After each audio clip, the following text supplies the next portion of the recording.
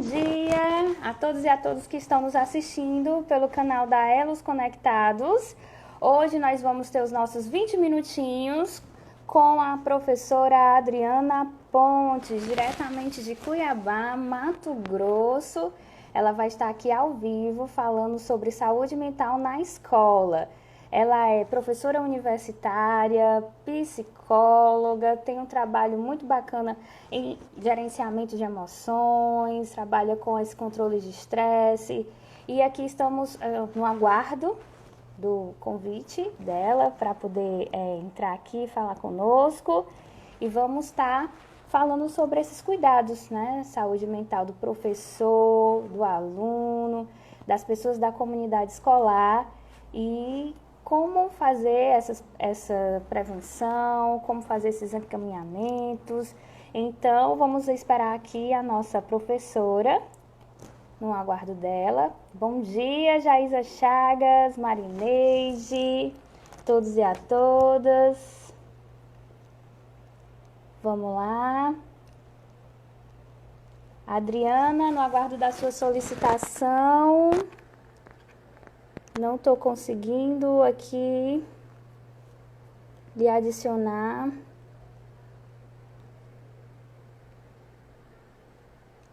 Estamos com algumas questões aqui de técnicas.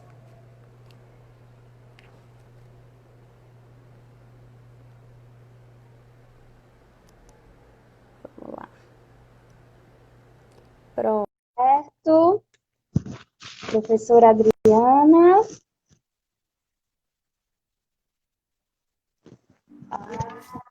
Ah, Professora, tudo bem, querida?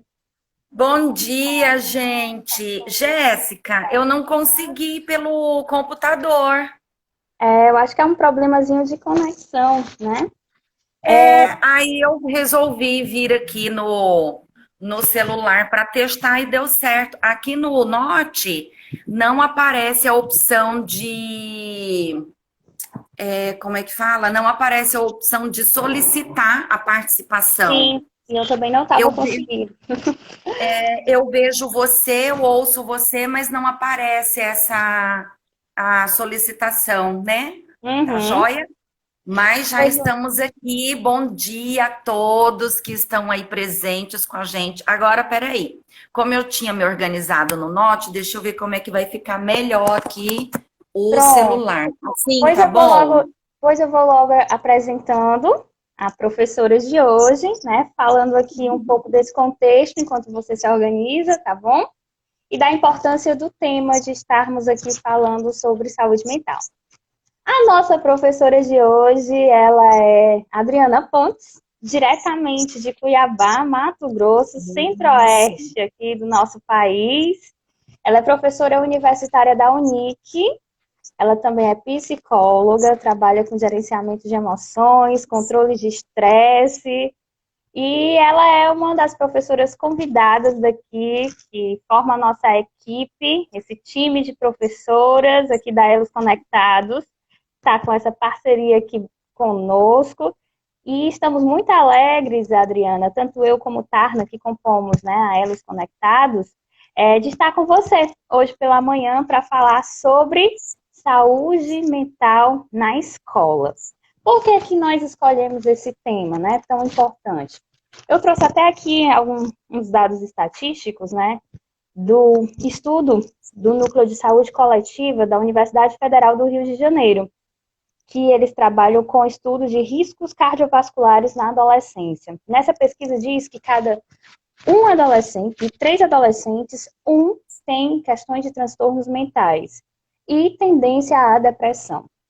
E aí, esse espaço da escola, nesse contexto de pandemia, nós estamos vendo muitas questões de adoecimento mental, né, devido a essas questões do Covid, não somente dos alunos, mas também dos professores, comunidade escolar e gestores. E como trabalhar isso, né? Quais são os encaminhamentos necessários, as medidas de proteção, como professor lidar com as suas próprias questões, as questões dos alunos, esse espaço escola que tem esse contexto social e esse contexto social, né, que está muito ligado também à questão da saúde, e a gente começa a perceber que a educação, né, não é somente o ensino, a pedagogia, mas ela é um contexto completo, integrativo, no qual temos a neurociência e temos também as questões de saúde, né? E a psicologia, ela trabalha isso, né? Ela tem esse olhar. Então, professora, foi por conta dessa atual, né, situação que vivenciamos, não só no país, como no mundo inteiro, como profissionais da educação e como pessoas que trabalham com esses profissionais, né, esses cuidados. Então, assim, eu queria começar, né, fazendo esse contexto e perguntar à senhora, né, aí a professora, você, né, Adriana Pontes, a questão mesmo do conceito de saúde mental, como é que eu posso ter esses cuidados dentro da escola, os sinais de alerta, né, e como ter esses espaços que promovam, de certa forma, o trabalho de gerenciamento de emoções. Tá bom? Então, eu vou passar a palavra para você e aí a gente vai estar nesse, né, bate-bola aqui, nessa conversa, certo? Tá Vamos lá? ótimo, tá ótimo. Obrigada, Jéssica. Bom dia novamente a todos que estão aí presentes assistindo a gente. Como é gostoso essa coisa da tecnologia, né? Mato Grosso e Ceará conectados numa manhã de sábado, muito, muito legal. E para conversar sobre um assunto tão sério, né, Jéssica? Sim, Porque quando a gente pensa em saúde mental na escola, e você trouxe isso nesse primeiro momento, falando de uma questão integrativa, é exatamente esse um dos caminhos que a gente precisa focar. Não tem como a gente separar o indivíduo que vai para a escola receber uma informação, ou o indivíduo que vai para a escola, no caso, o professor passar uma informação daquele que saiu de casa, né? Então, essas pessoas são integradas, elas são conectadas, existe a questão dos relacionamentos, da vida pessoal, da vida social, todas integradas num único ser. E se eu estou com problemas em casa, a gente vai aprendendo a administrar, separar algumas questões para que eu consiga assimilar uma aula, para que eu consiga dar uma aula adequada, mas nós somos um ser integrado em nós mesmos, né?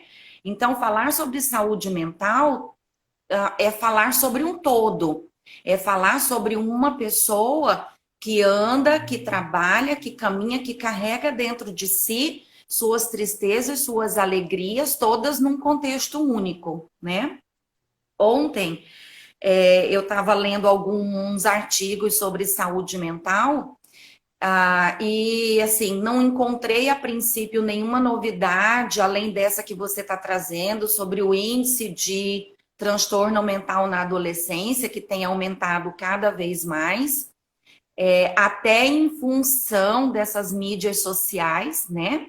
sim, Isso reforça muito a identificação dos nossos jovens, o raciocínio que eles traçam, as identificações que eles criam para estabelecer, para constituir os seus ídolos, aquelas pessoas que são suas fãs. Então, as redes sociais favorecem esse leque de opções, e a gente precisa estar muito atento a quem os nossos filhos, os nossos jovens escolhem como amigos, escolhem como ídolos, porque isso pode intensificar o aparecimento, desencadeamento desses transtornos.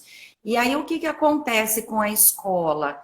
A escola acaba se sobrecarregando com essas questões, Jéssica, porque a escola, ela se constitui como um nosso segundo ciclo de convivência social mais importante desde a nossa infância. Então, nosso primeiro ciclo de convivência, círculo, né, de convivência social é a nossa família, onde nós adquirimos nossos valores, nossas crenças, desenvolvemos o nosso senso de educação, de respeito pelo outro, de respeito pelos espaços, pelos sentimentos do outro. E quando esse jovem atinge uma determinada idade, o encaminhamento dele é para a escola, né? Então, ali na família, ele já adquiriu uma primeira base de valores, de crenças, de relacionamentos, e ele vai colocar isso em prática onde? Num segundo momento, na escola. E quando a gente chega na escola, a gente encontra crianças e jovens das mais diversas culturas, com as mais diversas histórias de alegrias e sofrimentos, e encontramos também professores na mesma condição, professores com as suas mais diversas culturas, com os seus mais diversos modos de pensar, de agir, e o professor, por que ele fica sobrecarregado? Porque além dele se colocar numa condição de estar apto para lidar minimamente com as suas próprias questões, ele está ali também num papel de acolhedor dessa criança, né? É na escola que a gente observa comportamentos drásticos, mudanças drásticas de comportamento. E essas mudanças de comportamento, na maioria, na grande maioria dos casos, são reflexos da história que essa criança ou esse jovem está vivenciando dentro do seu lar. E como lá ela não encontra, por alguma razão, que não é a negligência, tá? Como lá, às vezes, ela não encontra um espaço seguro para falar sobre esse mal-estar, é na escola que isso aparece, nas relações com os amigos, nas relações com os professores. Ela demonstra ali naquele ambiente acadêmico e escolar, ela vive e ela apresenta exatamente as dores, as angústias e as alegrias que ela traz de dentro do seu próprio lar. E ali, talvez, na escola, seja o espaço que ela encontre vazão para isso, um espaço que ela se sinta segura para expor os seus sentimentos ou para dar um grito de socorro, né? Para pedir ajuda.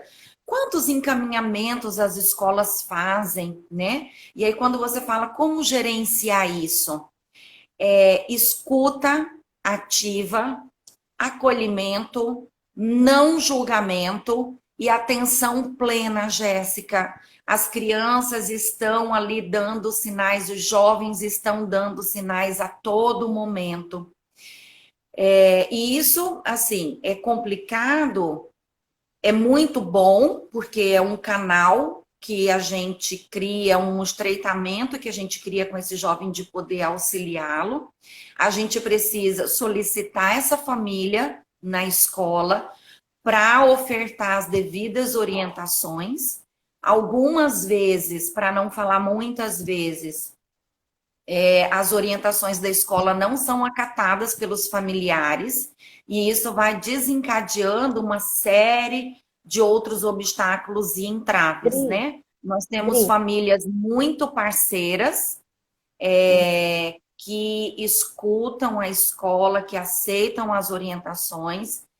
Eu tive uma experiência na minha época de estágio com uma população carente. Depois, na minha vida profissional, eu tive uma experiência em escola de ensino fundamental numa população abastada, bem estruturada financeiramente. E vou te contar, as demandas são as mesmas, né? Então, essa questão tem as suas nuances, tem as suas diferenças, sim, por conta da questão financeira de cada núcleo, mas as demandas emocionais são as mesmas e a recusa ou a aceitação das orientações da escola são da mesma forma, né? Não Adriana, percebo diferenças. e aí, diante dessa sua fala, né, dessa atenção, desse olhar, né, eu me lembrei agora do número que também está aumentando muito de automutilação. Muitas dessas crianças que se automutilam, e aí eu estou falando de crianças, adolescentes e jovens também em universidades, né? Tem as suas questões familiares, algumas vítimas de abuso, que silenciam, guardam para si aqueles sentimentos por conta, né, de diversas situações, ou outros tipos de violências que vem sofrendo, enfim. E a questão do bullying também na escola, outros também vivenciam essas situações. E aí, esse olhar do profissional, não somente o professor, o gestor, a comunidade escolar como um todo, né? A tia, né, da cantina, né, da merenda, né, como a gente diz aqui no Ceará, o porteiro, né, os zeladores, as pessoas que compõem a escola, que pode também estar Os tendo esse olhar em educadores, relação. né, Jéssica? Exatamente, que eles estão atentos nesse olhar. E aí eu pergunto a você, né? Como preparar esses profissionais da educação ou da comunidade escolar para lidar com essas situações, transtornos, né, mentais, essas questões também de até tentativas de suicídio, né, questões de automutilação que está acontecendo muito, né, devido a diversos fatores. E eu queria que você pudesse responder. Joia, vamos lá. Jéssica, instrumentalizar esses educadores, propondo reflexões acerca desses transtornos mentais é sempre o melhor caminho, né? Até porque a Organização Mundial, já voltando numa pergunta anterior que você fez, né? Sim. E seguindo, Uhum. a Organização Mundial de Saúde, ela fala que a questão da saúde mental não se reduz apenas a uma ausência de transtornos mentais. Então, eu não ter transtornos mentais não significa que eu estou gozando de minha saúde plena. Por quê? Para eu estar gozando de minha saúde plena, a partir do olhar da OMS, eu preciso ter uma sensação de bem-estar geral nos vários campos da minha vida, nos relacionamentos sociais, com a minha família, eu preciso estar de bem com o meu trabalho, eu preciso estar de bem comigo mesma, eu preciso estar bem com a minha espiritualidade também. Não no sentido religioso da questão, mas no sentido de olhar para dentro de nós mesmos, de nos conectarmos com a nossa essência e que isso desenvolva o autoconhecimento. Então, instrumentalizar essa equipe de educadores é sempre o melhor caminho. Como é que eu vou. Fugiu aqui a palavra que eu queria usar, mas assim, ofertar situações que esses educadores possam estar apurando o seu olhar, acolhendo esses alunos ou outros educadores e encaminhando, dando os encaminhamentos adequados. E para isso também a gente precisa conhecer a rede de apoio que a gente tem à nossa disposição, para Uhum. onde encaminhar, o que fazer. Uma outra ferramenta que tem sido extremamente de grande valia, olha a redundância, extremamente de grande valia, mas vocês me entenderam, né? É Sim. a execução dos círculos de construção da paz dentro das escolas, Jéssica, porque a gente conecta esses alunos com eles mesmos, desenvolvendo esses valores de respeito pelo outro, e a gente consegue criar vínculos saudáveis, gerar relacionamentos saudáveis entre alunos e educadores, e essa é a grande sacada. Por exemplo, a tia da cantina, ela sabe qual é o aluno que leva o lanche, ela sabe qual é o aluno que está ali só por causa da merenda, como todos os outros educadores sabem, e ela sabe aquele aluno que aquele dia não se alimentou legal. E aquele olhar dela de falar assim: Fulano, vem cá, hoje você não comeu direito, está acontecendo alguma coisa? Isso é o acolhimento também. Então, às vezes a gente a gente perde muito tempo pensando em ações mirabolantes, em ações mega, que abarque todas as crianças de uma forma grandiosa, quando, na verdade, coisas simples são o Fazem segredo da diferença. questão. Exatamente. Às vezes não. Um simples bom dia, um simples boa tarde que para a gente sai de forma tão natural, para outro é de extrema valia. Houve uma situação uma vez, vou até citar a Roseli aqui, porque ela que faz parte do exemplo, Nós fomos convidadas para um aniversário de 15 anos, Jéssica. E ao Uhum. chegar, eu já estava lá, mas ela, ao chegar no aniversário, tinha o pessoal, os cerimonialistas, né? Aguardando a gente, recebendo, para encaminhar para a mesa, tudo, essa Uhum. coisa toda. E o rapaz, muito educado e atencioso, ao recebê-la, falou: Boa noite, tudo bem? Seja bem-vinda, como vai a senhora? E ela, como você conhece muito bem, muito despojada e dada a esse respeito e esse carinho com as pessoas, olhou para ele e falou assim: Eu estou bem, e você, como está? E foi muito interessante porque Roseli entrou na festa assim, extasiada, porque o rapaz olhou para ela e falou assim: Poxa, eu recebo todo mundo muito bem, mas ninguém me perguntou como eu estava, só a senhora. E a gente não sabe, Jéssica, aquela pessoa estava no momento de trabalho, ela estava ali executando a sua tarefa de receber bem ao outro. Mas será que essa pessoa estava bem? E estava num momento tranquilo com ela? E isso aconteceu naquele momento e acontece no nosso dia a dia. Quando nós estamos aqui hoje batendo esse papo, eu e você não sabe como foi a minha noite de ontem para hoje e eu também não sei como foi a sua noite de ontem para hoje. Ontem eu fui dormir muito bem, mas posso ter tido um sonho, posso ter tido uma notícia de madrugada que me desorganiza e hoje eu posso já não estar com a minha atenção plena como eu havia me programado. Não é o meu momento hoje, muito pelo contrário. Dormi bem, acordei bem, estou muito bem disposta com vocês hoje. Mas eu trago esse exemplo e me implico nele para que a gente repare isso nos outros, para que a gente mostre, para que a gente coloque esse olhar no outro de que nem todo mundo está sempre no seu melhor momento.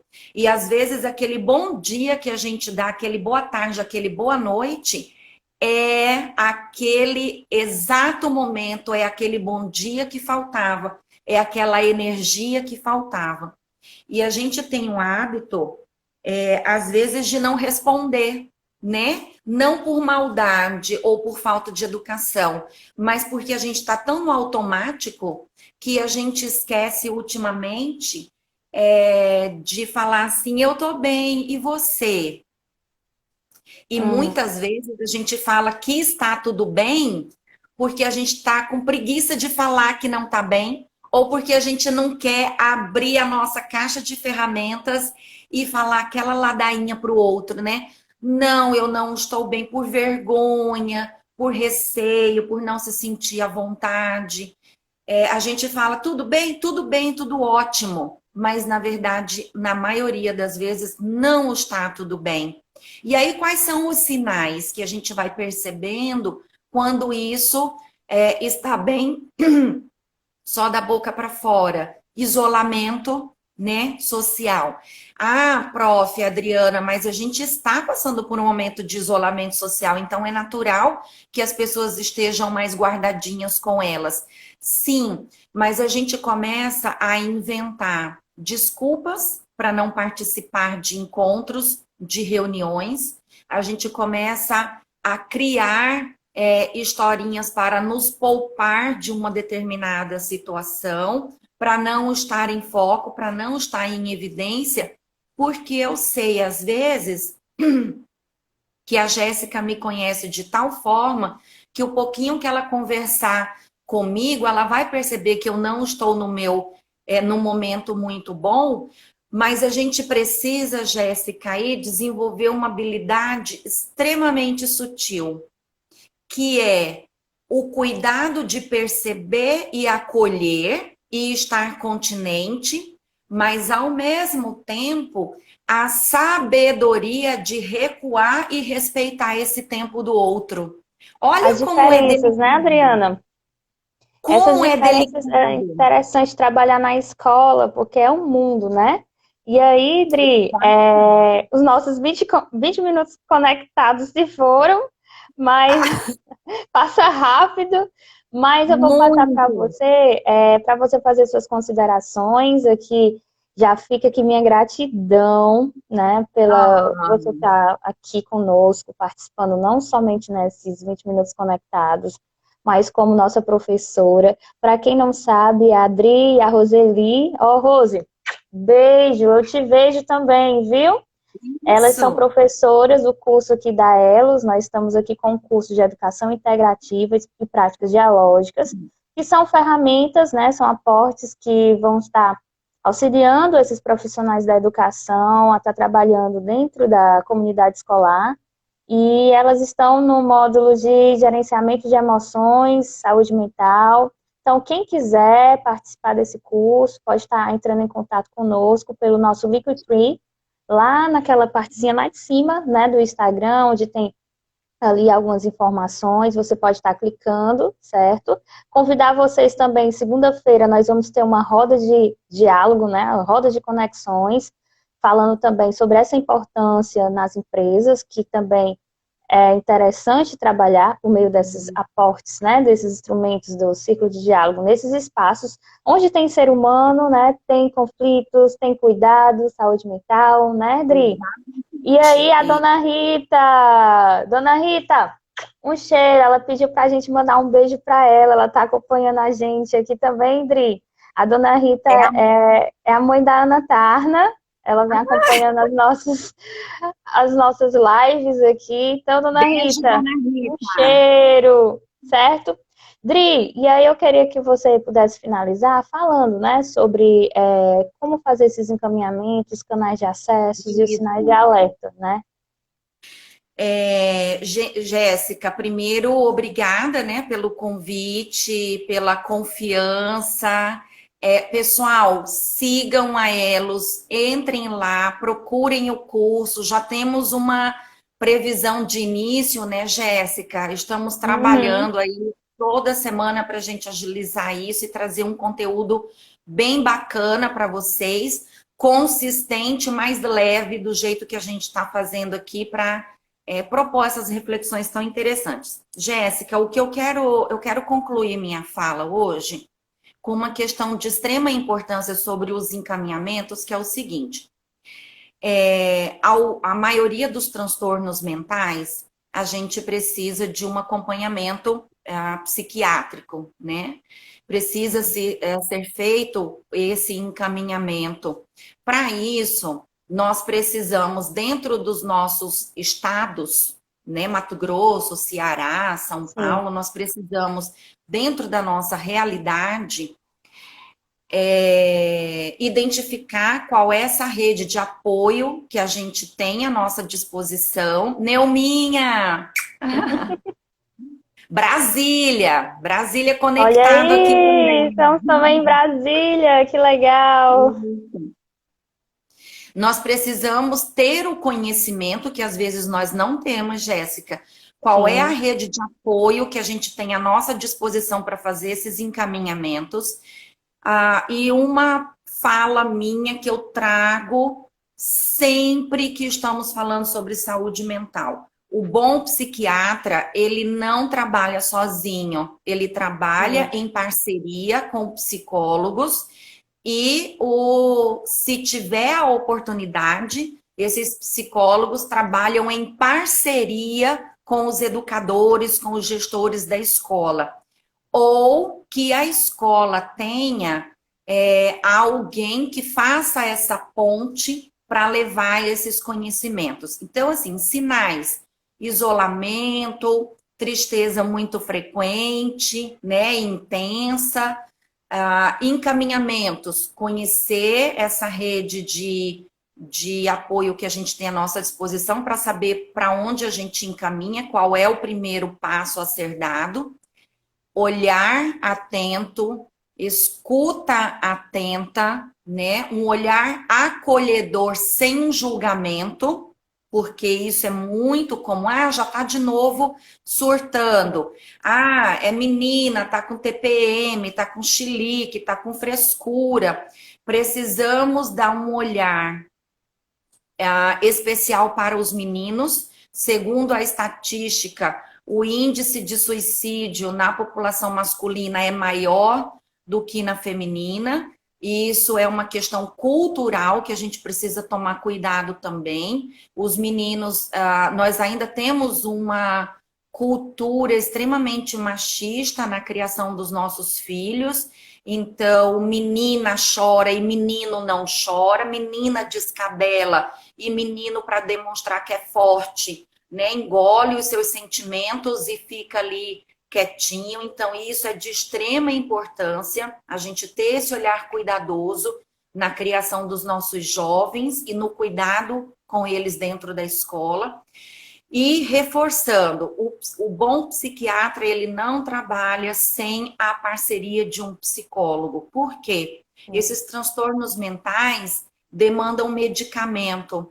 O medicamento vai fazer a sua ação a nível de química cerebral, organizar essa química cerebral, mas nós temos um período curto para a prescrição dessa medicação. A medicação não é para a vida toda. E aí entra o psicólogo, porque eu preciso realizar uma reestruturação cognitiva de meus pensamentos e minhas ações para que haja uma mudança de comportamento, para que eu consiga lidar com essas situações de estresse do dia a dia, porque o trânsito vai continuar o mesmo, os 42 graus de Cuiabá vai continuar o mesmo, o chefe vai continuar fazendo as cobranças, nós às vezes vamos receber, vamos ser imbuídos de atingir metas inatingíveis, né?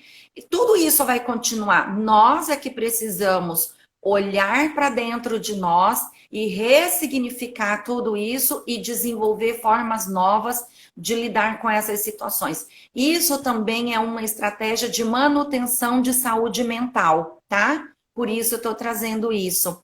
Então, momentos de autorreflexão, de autocuidado são fundamentais para a manutenção da nossa saúde mental. Um beijo no coração de vocês. Dri, Diga. a Jaísa Chagas é a nossa amiga aqui também, parceira da Elos, ela é daqui de Juazeiro, do Ceará, né? Ela Conheço muito a terra do nosso Padim Padiciço. Isso! Aqui também, direto de Juazeiro. A pergunta dela é a seguinte: esse assunto é muito importante. Além da escola, tem outros ambientes, como igreja. Falo porque identificamos duas meninas em um grupo de adolescentes de um dos nossos ministérios, que é um projeto, né? No qual ela faz parte, trabalha com juventude. Se Excelente. cortando. Aqui no Ceará, aí até complementando, né, eu trabalho também na rede, né, Sistema de Garantia de Direito, a gente faz também atendimento no órgão que eu atuo, e muitos casos, né, de crianças e adolescentes se automutilando, e com essas características que você está falando, né, a introspecção, né, essa questão de isolamento, de não conversar sobre, de tentar se esconder de alguma forma, e nos ambientes que a gente atua, né? E aí, por isso que é interessante, eu estava ministrando uma aula para o grupo, né, do Sistema de Garantias, que a principal característica de um profissional, né, é esse olhar. Eu acho que é o olhar aonde a gente está, seja na igreja, como a Jaísa trouxe aqui, nos projetos sociais, seja na escola, que trabalha na escola, seja na sua comunidade, com o seu vizinho, seja na sua família, ter esse olhar atento. E aí, o autocuidado, né, Dri? Que a gente também tem que ter, porque como os profissionais, somos seres humanos, somos afetados Sim. dia a dia, tem casos que nos afetam, sim, muito, e principalmente quando a gente faz uma escuta, né, ter também uma preparação para essa escuta, e é isso, assim, eu acho que as suas considerações foram muito assertivas, né, realmente faz parte da nossa realidade, e, e aí, se você quiser comentar um pouco sobre o que a Jaísa falou, né, dessa questão, desses outros, né, espaços também. Aqui a Roseli está falando da autoempatia, do autoconhecimento, deixa eu ver o que mais, do autocuidado, né? Então, é isso. Se você quiser complementar alguma coisa. Sobre o que a Jaísa falou, eu vou reforçar a fala, né, que é o que ela já desenvolve nesse trabalho dela na igreja, desse olhar cuidadoso e atento, mas a gente também precisa pensar numa outra coisa. Muitas vezes, o fato da gente se aproximar da criança ou do jovem, ou até mesmo do adulto, e perguntar se está tudo bem, é um caminho, mas nem sempre a gente vai ter a resposta adequada, que vai favorecer. Então, atividades em grupo, propor atividades em grupo é sempre também uma segunda opção bastante saudável, porque a gente acaba captando muito mais informações ali, que é o caso da ferramenta dos círculos de construção da paz. A gente acaba proporcionando para essas pessoas, crianças, jovens e adultos, uma oportunidade de se conectar com a dor do outro, e isso facilita, consequentemente, a minha fala, né? Porque quando eu percebo, principalmente os jovens adolescentes que têm muita vergonha em falar sobre os sentimentos e acabam agindo. A mutilação é uma ação contra si mesmo, né? Pelo medo, pela vergonha de falar. Então, quando eu, numa atividade em grupo, percebo que tem alguém que tem a mesma dor ou sofre com alguma coisa, assim como eu também sofro, isso automaticamente cria em mim um sentimento de autoempatia, que é isso que a Roseli está reforçando aqui na nossa fala, um sentimento de autoempatia, e quando eu olho para mim mesma com compaixão, a gente espera, né? Supõe-se que essa pessoa procure ajuda. A mesma questão se repete com os professores, os educadores, mas os professores especificamente, né? Todas as pessoas que estão atuando dentro de um ambiente escolar são educadores, mas agora eu vou falar especificamente dos professores, porque, como eu já havia dito no início, os professores, além de vir para o trabalho com as suas questões pessoais, além de ter que lidar com as suas questões pessoais e familiares, precisam ter energia para acolher a demanda desses alunos. Entende? Sofridos, angustiados, alegres. E aí, isso faz... Qual é a consequência disso? Nós temos um alto índice de adoecimento de professores, independente de ser rede pública, de ser rede privada. Os nossos professores estão adoecendo sobremaneira por conta desse excesso de energia que a gente precisa demandar para cuidar desses jovens e desses adolescentes. Pronto, a Jaísa está dizendo que ela encaminhou certo, então, olha aí, ó.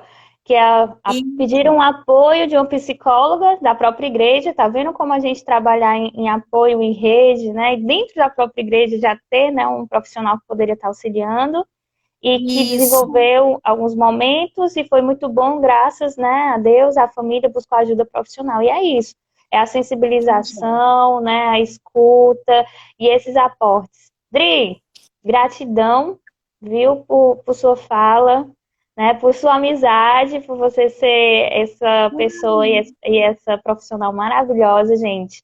Quem puder conhecer a Dri, né, quem vai estar conosco aí no curso vai conhecer essa dupla, né, gente, Dri e Roseli, né? Então, gente, hoje nós encerramos os nossos 20 minutos conectados, né? Um beijo, Daisy, que também aqui mandou um beijo aqui para nós, certo? E é isso. Até o próximo sábado, né? A Tarna vai vir aí com outros participantes também. Nós vamos estar nessa conversa, nesse diálogo. Segunda-feira, a roda de conexão nesse espaço, né? De conversa para âmbito empresarial, âmbito de empresa.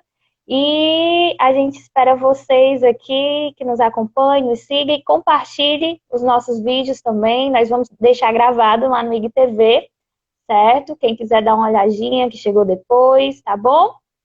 Gratidão mais uma vez. Então, ó, obrigada. Um cheiro, beijo, viu, Dri? Do Ceará para Cuiabá, né? E um abraço bem caloroso dos nossos 40 graus pro povo do Ceará. Aqui tá chovendo, tá bem assim, bem ameno. Estamos precisando aqui. Obrigada. Tá bom.